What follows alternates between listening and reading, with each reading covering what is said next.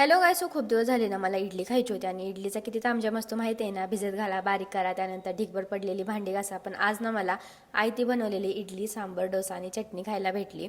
आमच्याने शेजारच्या ताई आहेत ना, त्यांनी असं ताट वाढून दिलं होतं. एवढं सगळं दुसरे कोणी बनवून दिलं आणि ते बसून खायची ना मज्जाच वेगळी आहे. मला तर एवढं हसायला येत होतं ना की माझा किती ताप कमी झाला. असो, आता नवीन काहीतरी मी बनवलं ना त्यांना सुद्धा देणार नाही तर बोलचाल लगेच खायचं माहिती आहे तर बनवून द्यायचं पण माहिती आहे बरं का. त्यानंतर ना रील शूट करायची होती म्हणून ना साडी वेअर केलेली. ही माझी ना फेवरेट साडी आहे. तयार होत होती तोपर्यंत आमच्या मॅडमने नेलपेंट लावायचा ना कार्यक्रम चालू केला होता. जरासं लक्ष दिलं नाही ना की काही ना काही करतच असतात आणि फेस तर एवढा क्यूट करतात ना की कोणी ह्यांना ओरडलेच नाही पाहिजे. त्यानंतर मग 4 वाजता ना मँगो शेवया केल्या होत्या. खूप दिवसानंतर असं गोड काहीतरी खाल्लं.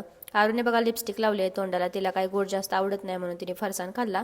त्यामुळे दोघांनी शेवया खाल्ल्या. थोडाफार तिच्यासोबत टाइम स्पेंड केला आणि रात्रीचे जेवण बनवायला लागले. आज जेवणामध्ये ना मी मस्त डाळ भात शेपूची भाजी बनवणार होते. सो पापड वगैरे भाजले. आणि ना माझं लग्न झालं होतं ना तेव्हा ना मला अजिबात जेवण बनवता येत नव्हतं. सासूबाई किंवा जाऊबाई कशा करतात ना त्यांचंच बघून मी शिकली आणि तिथं ना ही डाळ बनवायची, तेवढी छान लागायची ना. सो कशी बनवतात ना ते सांगते मी. पहिले ना लसूण ठेचून घ्यायचा, 2-3 मिरच्या कट करायच्या, अर्धा टमाटर, कोथिंबीर कट करून घ्यायची आणि मूग डाळ, तूर डाळ दोन्ही डाळी मिक्स करून चांगले वॉश करून त्यामध्ये अर्धा टमाटर टाकून ना ते शिजवून घ्यायचे. फोडणीसाठी ना तेल टाकायचे. आता माझी कढई ना जरा इग्नोर करा कारण पापड भाजले ना की अशी ती काळी होते. तेलामध्ये ना पहिल्या मिरची टाकायच्या, नंतर लसूण टाकायचा आणि लसूण ना करपून नाही द्यायचा लगेच. टमाटर त्यामध्ये ना ॲड करायचा, कोथिंबीर, हळद टाकून चांगलं मिक्स करायचं आणि जी शिजवलेली डाळ आहे ना त्यामध्ये ते ॲड करायची.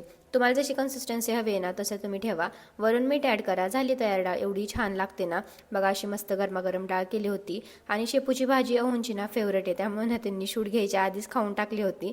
नंतर मी जेवण वाढून घेतलं, छान असं जेवण केलं. आता 2-2 भाज्या केल्या होत्या ना तर किचन भरून भांडी पडलेली ती सगळी घासली आणि आमच्या मॅडमला ना आज बॉडी लोशन लावले. तर बघा कशी झोपली एकदम रिलॅक्समध्ये. सो तिला लोशन वगैरे लावले आणि असं संपवला आजचा दिवस. भेटून नेक्स्ट व्लॉगमध्ये, तोपर्यंत बाय बाय.